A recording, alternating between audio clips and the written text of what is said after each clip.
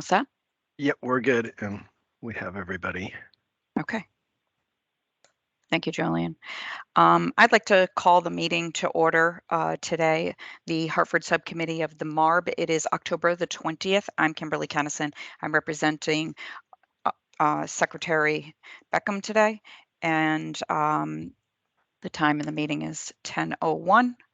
We have a light agenda today, but we did want to touch base with the City of Hartford.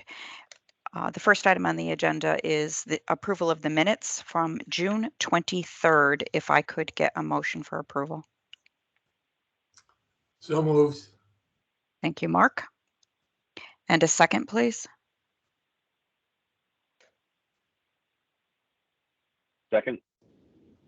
David, that was you, right? It was. Thank you, David. Any discussion? I hear none. All in favor, please. Aye. Aye. Aye. Aye. Aye. All right.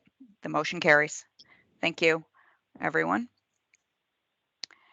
Next item on the agenda is a update on the budget mitigation measures, and I'm going to ask the city to, and it's Leanne who's covering for the whole city, to give us a quick update on where we stand with the mitigation measures.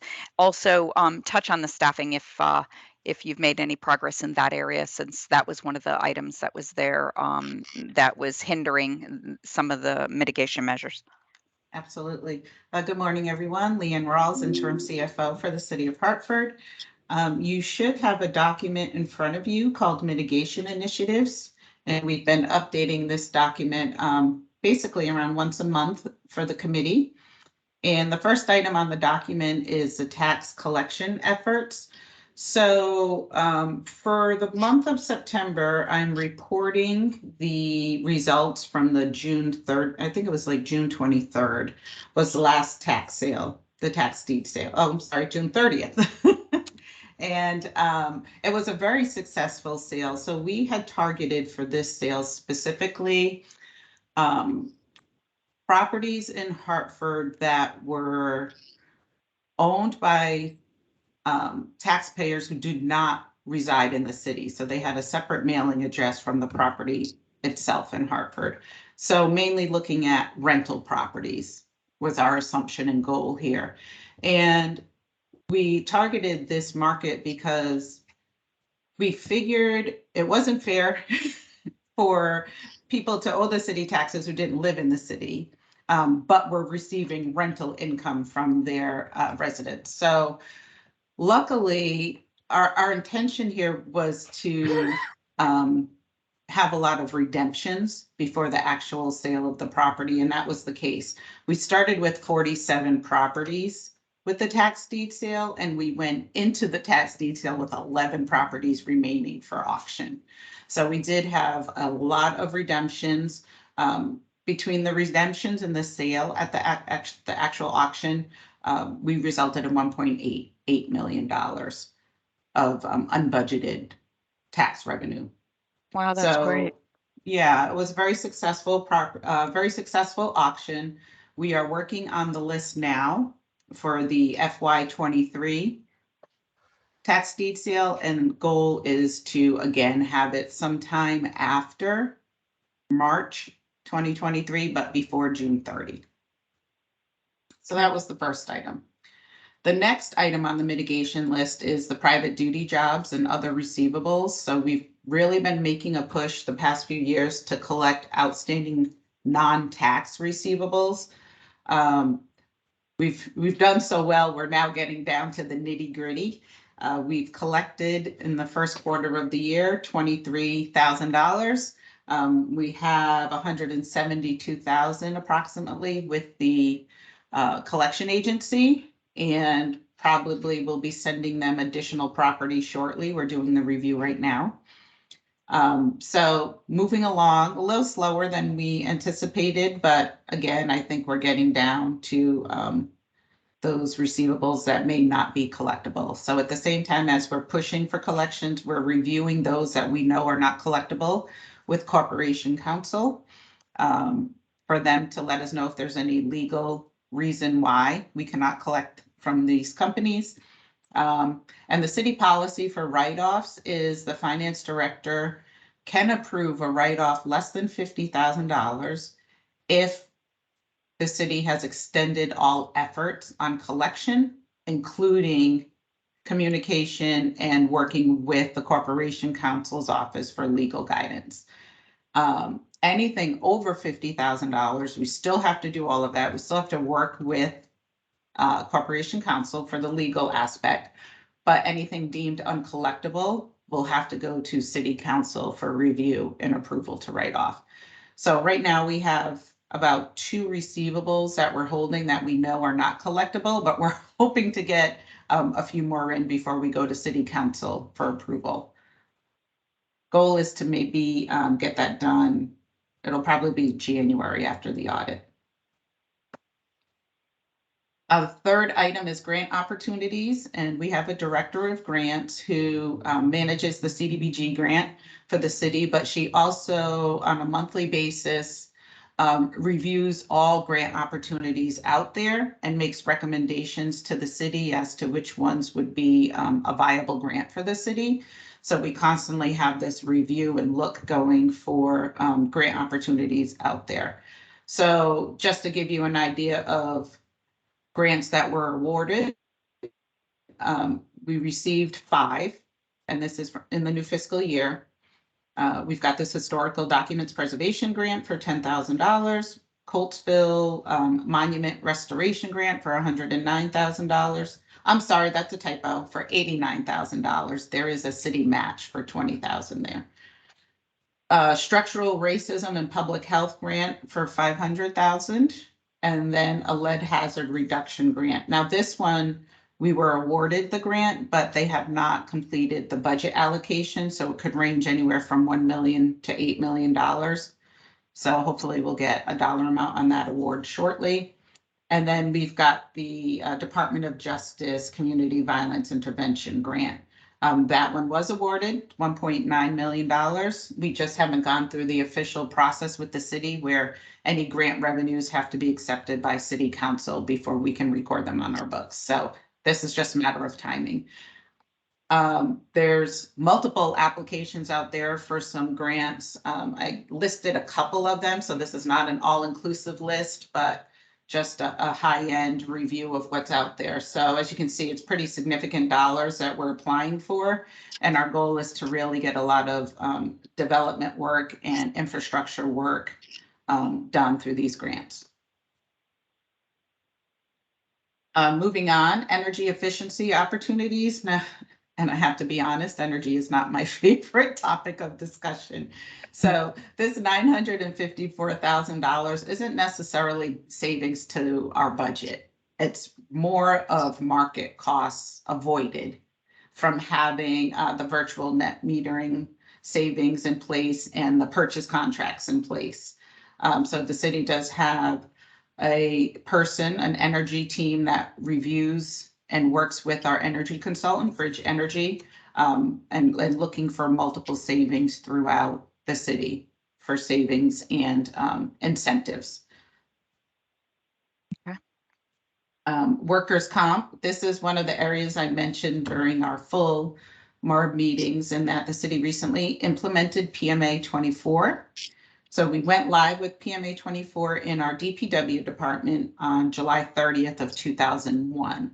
So under a full year of PMA minus 30 days, there were a total of 56 workers' comp calls made to PMA 24. And PMA 24, it's a triage line. So it's a phone number you call, and as soon as the injury occurs, and a nurse answers the phone. And the nurse will listen, she'll take the case information immediately, and then she'll assess the injury right on the spot. And sometimes her options are, when she assesses an injury, self-care, urgent care, or emergency room. So using those 3 options, 17 calls were self-care. So the employee was able to just go home, rest, elevate, take Tylenol, just general self-help. to take care of whatever happened. 38 of the calls resulted in urgent care visits, and then 1 emergency room. So as you know, when an employee goes to the emergency room on a worker's comp injury, it's very expensive. So the savings here from implementing PMA 24 was $35,000 for the year. We recently went live with our police department on August 1st. We're going to go live with the rest of the city except for the fire department on December 1st. And the rest of the city are those smaller departments, more back office support, or someone who's not really working in an environment where injury is possible every day. And then because of the complexities in the fire department, some union contract issues, we're working with their team to try and go live on March 1st of 2023. It may get pushed back, but that's our planned go live date. Okay. Also on the workers' comp front, we've been doing a lot of claims settlements to get rid of the tail on our valuation, our IBNR valuation report. So we're seeing some success there. And we've had, at least around 20%, if not higher. Oh, I think it was, 22% in FY22 of savings of actual claims against the city's budget. So pretty successful on the workers' comp front. Very good. Item 6, thank you. We have a really great risk manager. Good. She's invaluable. Item 6, cost reduction strategy. So this is when we hired a project manager in our procurement unit to focus on lean programs throughout the city and just general cost savings.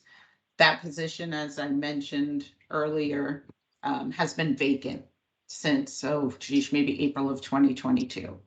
And we have not been able to fill that position successfully. So hoping to hire somebody by the end of this fiscal year. The city's having difficulty hiring project managers in general throughout all departments, not just in finance. So I want to be realistic and say by the end of fiscal 23, instead of giving a date that I don't think we will meet.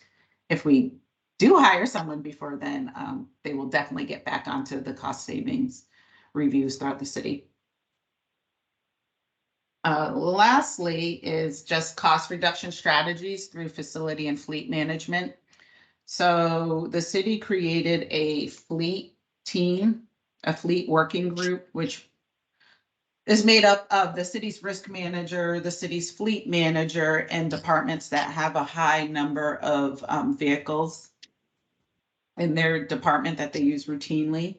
And so far, the fleet working group has been able to update the city's vehicle usage policy. They're getting GPS added to all of the city's vehicles, and both of those combined will help us identify misuse by any employees and then pursue any disciplinary actions if necessary. Part of the policy is that any employee who uses a city car has to sign off on the policy that they understand what's being asked of them and that they adhere to following the rules. Another issue that we've been having is, let's say when a police cruiser gets into an accident and the cruiser is a total loss, replacing that vehicle has been a difficult process through the city. So we've established, let me take that back, not we've, the fleet working group established a workflow for these vehicles so that we can get them replaced more quickly and utilizing the risk manager and the insurance policies to do so. And then another issue that we were having is the fleet manager wasn't aware when people left the city, so they weren't getting removed out of like the fuel buoy system. So we've been including him on a distribution on all separations, so he's aware immediately and can remove that employee from any software systems that he uses to manage fleet. And then we've also come up with a set of standards for vehicles so that as the fleet manager has to replace these vehicles, he has a set standard that he can follow and identify which vehicles are ready for placement. So it's been a pretty successful group so far. And that's it. Any questions? I do. When you mentioned the auction of 1.8 million and you said that that was not tied to the budget, so that would be additional savings. And but the number is not included in column 2, the 1.8 million. How are you Because that 1.8 million applied to fiscal 22, and got this it. is for fiscal 23. Okay, thank you. On the Go on ahead. the private duty issue number 3, is there one particular group or entity that is behind on that private duty issue, or is it spread out over a group of them? I know we had a problem years ago with the Excel Center, I think it was, Yeah. and that seems to be cleaned up. Is there one group that's consistently behind and not going to be paying? Or is it? Not that I'm aware of. I'm looking at the aging, so that's why I'm looking up. I have 3 monitors on my desk, so I apologize for not looking directly into the screen. But looking at the aging, the Excel Center, as of August 31st, owed $18,000. So they're relatively recent, and that's in the 1 to 30 days past due column. It looks like a majority of the issues are still residing in the 120 days past. I don't believe they're tied to a specific customer, but I will review that list. Is there a policy that prior to the continuation of private duty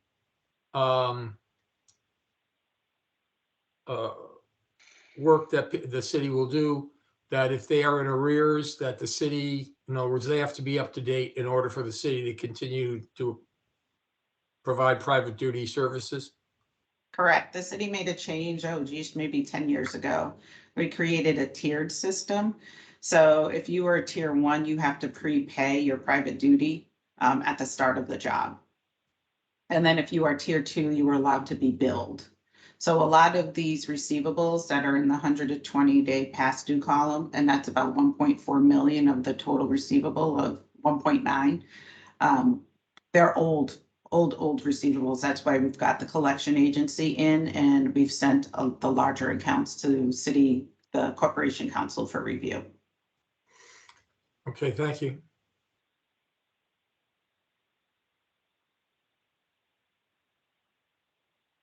Any other questions from the board members?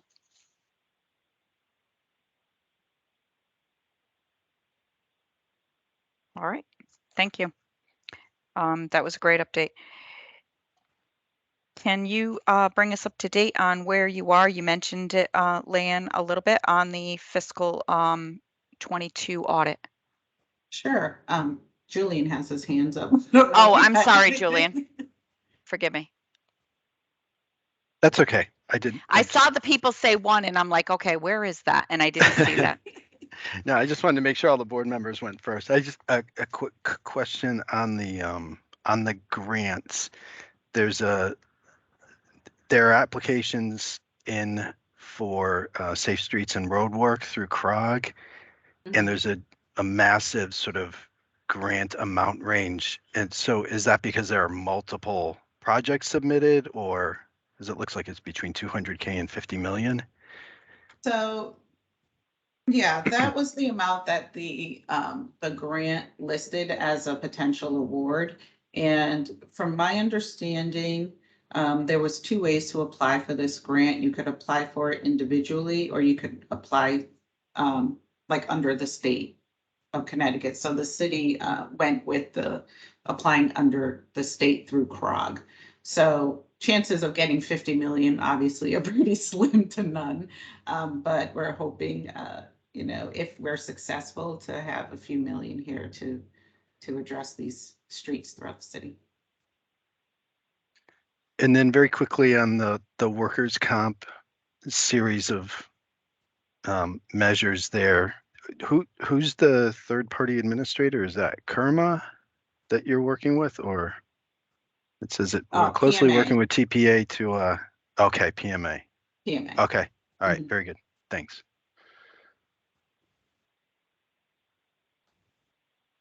Any other questions?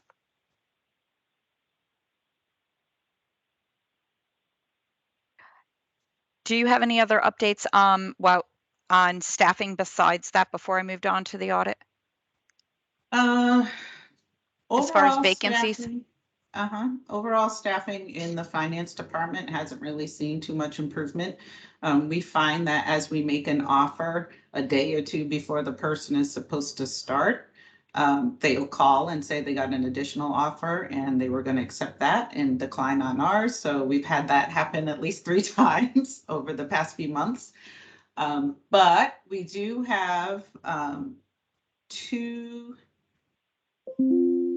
offers out there that were accepted for the tax collector's office, which would be huge to get filled. And one in the assessor's office, we have an offer out there, has not been accepted yet on the assessor side. So if I could get those 3 filled, it would be a relief before January and the busy tax collection season. Procurement is still struggling. They have multiple project manager positions open, one including the lien project manager, and then a few admin positions open as well. And then on the accounting side, we have several senior accountant positions open, one junior accountant position open. That along with a new team in the higher level supervisor positions is adding to the struggle that we're having getting ready for the audit this year. It's just a brand new team. We had multiple staff retire or leave the city, and they walked out of the door with a lot of institutional knowledge that helped us get through this audit pretty quickly. So we're struggling to make up for that differential, especially now where I am pulled in multiple directions by managing not only the finance department, but the budget department. So auditors are supposed to start their field work on October 31st. So that's our drop dead date to have everything ready for them. And then still pushing to be timely this year. Okay. And then on the budget side, I'm sorry, we have 2 budget analyst positions open. Wow.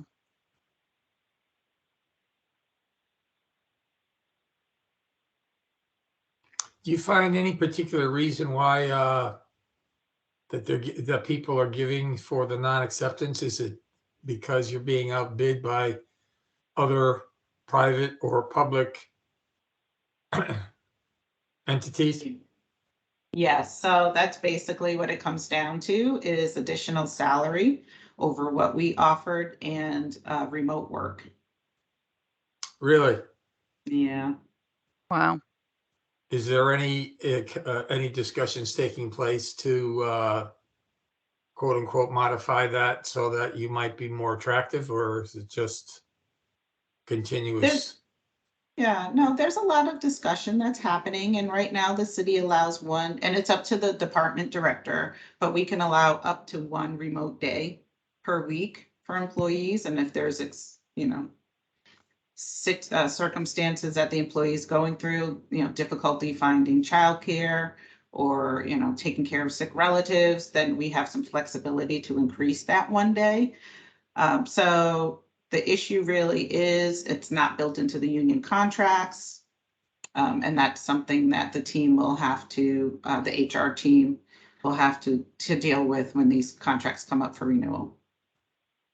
Or possibly do some midstream bargaining that will allow for it, especially if you see the movement, as we are seeing in certain industries, for remote work. But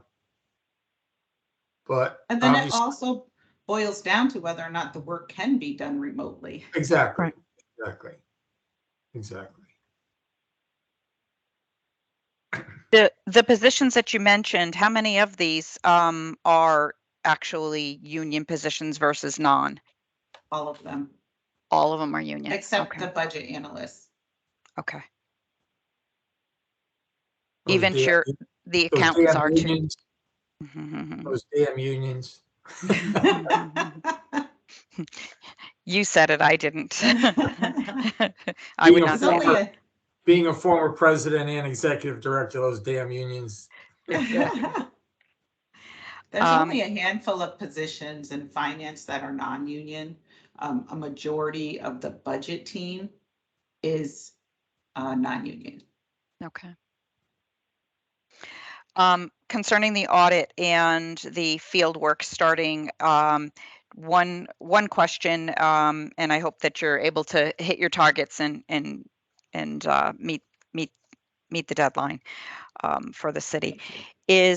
Are you having any struggle with the new GASB on leases? No, No. we actually hired out Okay. for that. Okay. GASB 87, which I think Yes. is now Yes. 93, superseded. Yeah. Yes. Yeah, when it first came out under GASB 87 back in, was it 19? We signed a contract with a division of CLA to manage the conversion for us. I actually have a status meeting with them at 10:30 today, 12:30 today. Okay.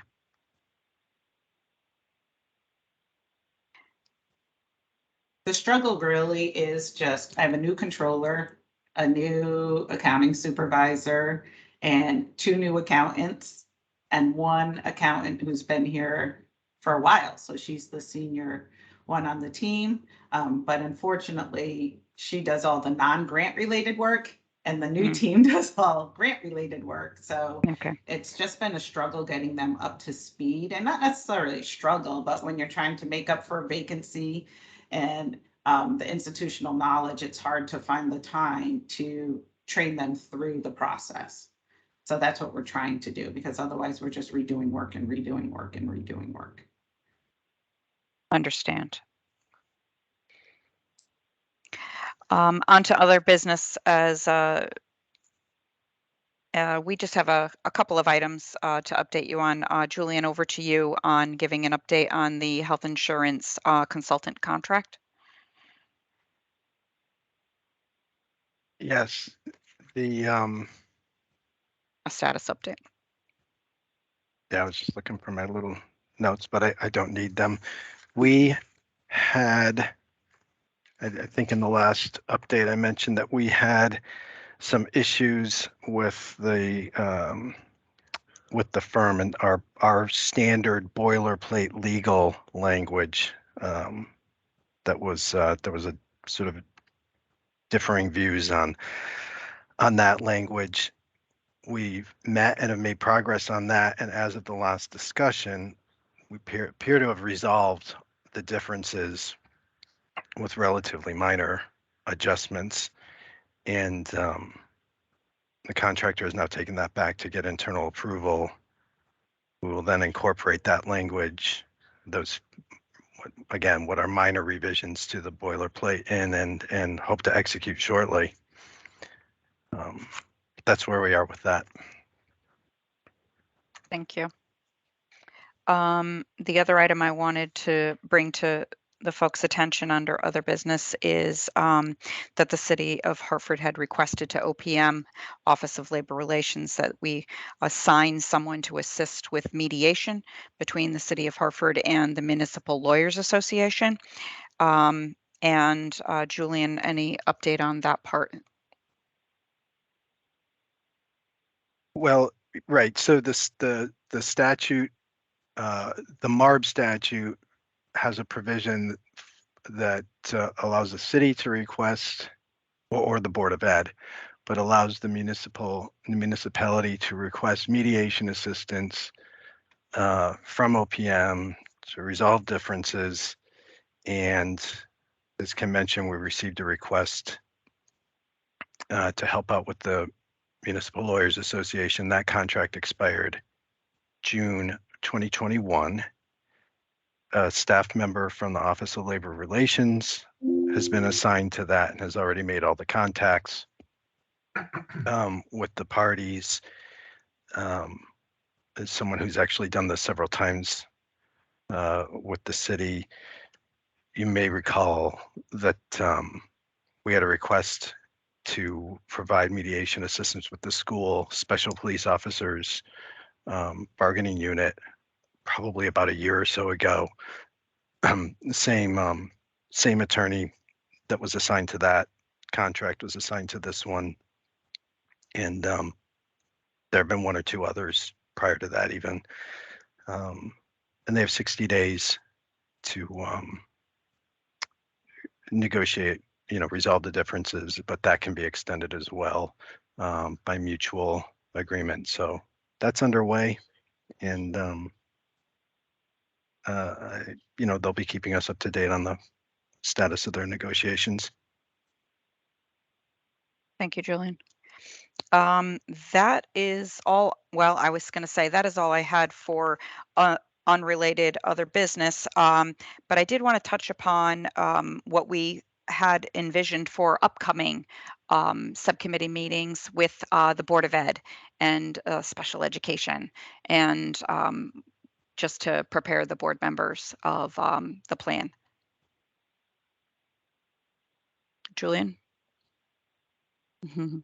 Sorry, oh, you went on mute.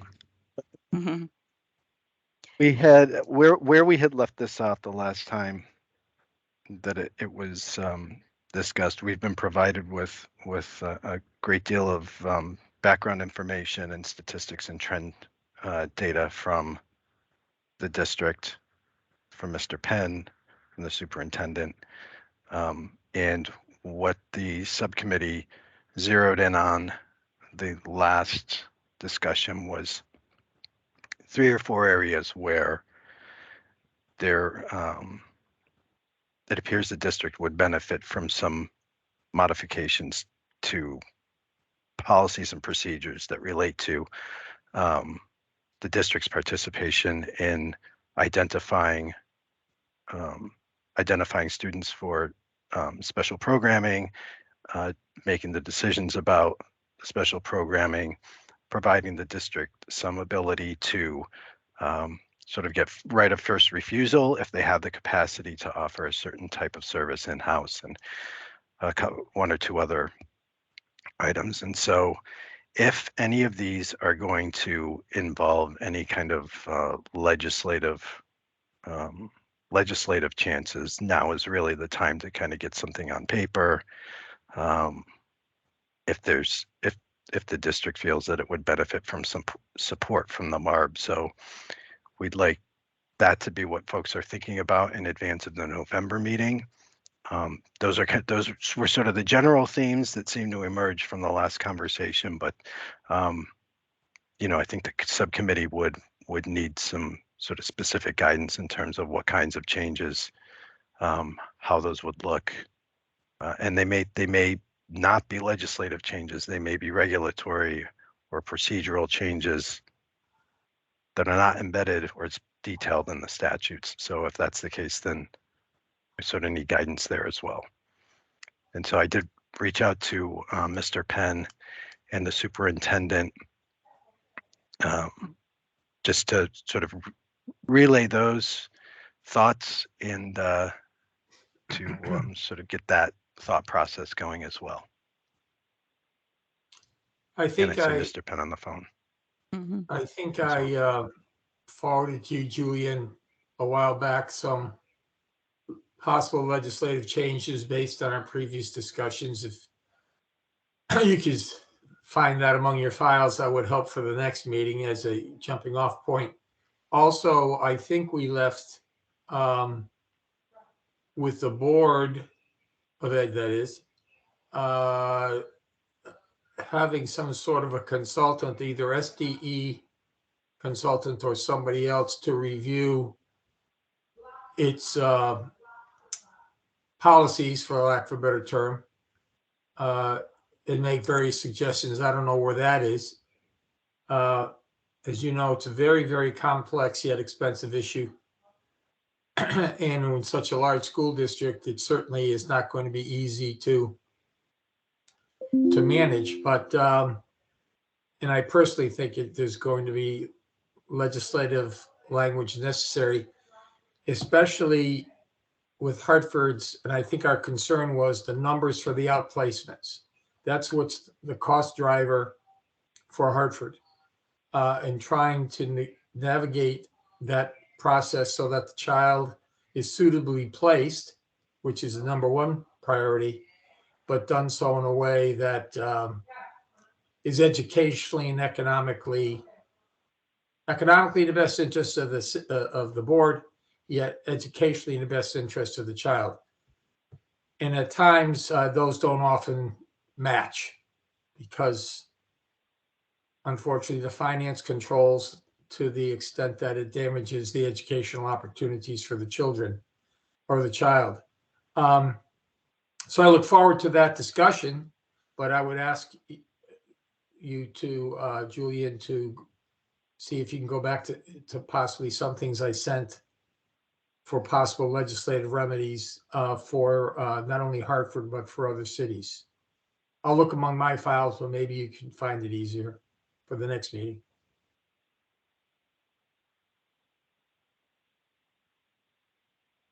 Will do. Mr. Penn, any comments on that topic? Actually, I've got a couple of comments. First, if I may, I just want to piggyback off what Leanne said about the difficulty finding good candidates for finance roles right now. Sure. I've got 3 openings within my group right now. I anticipate having a couple more once a retirement letter comes in post-holiday.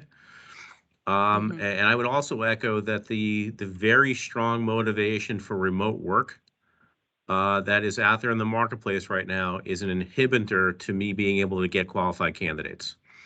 And I would add that unlike a lot of the positions that we have in a school district, finance is one of the ones that competes against every other industry in the area, right? Because that is a fungible skill set that can move from industry to industry, right? So it's not like I just compete with other school districts.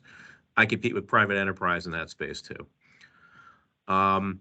Second thing on the special education, one of the things beyond the legislative / regulatory environment is we're just not growing enough staff available in the state to take back and repatriate some of the students into the in-house programs the way that we would like to. And I don't think a regulatory fix or a statutory fix will correct that. But to me, part of the issue is what can we do in terms of teacher development pipelines, and in particular pipelines that lead to more special education teachers, so that we have the ability to grow those programs in-house the way that we've already started to, but just can't build further because of lack of available staff. And then, Julian, I did want to call out, and I think you shared with us with the committee, the piece that I shared with you on the excess cost grant, on how they essentially broke it in the last legislative session with that. That to me is a very high priority needed fix within the legislative session. Because the second payment for special education excess costs gets made by the state around the May timeframe. So it would be kind of critical for us, for the legislature, to take that up early in the session prior to that second payment being made, so that we effectively have a fix in place for the current fiscal year.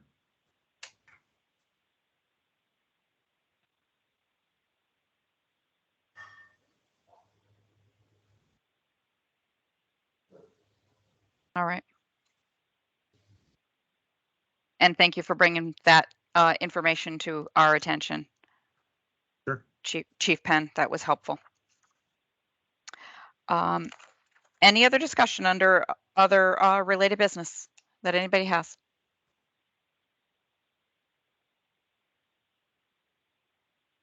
All right, I hear none. Can I get a motion for adjournment, please? So moved. Thank you, Mark. And second, was that David?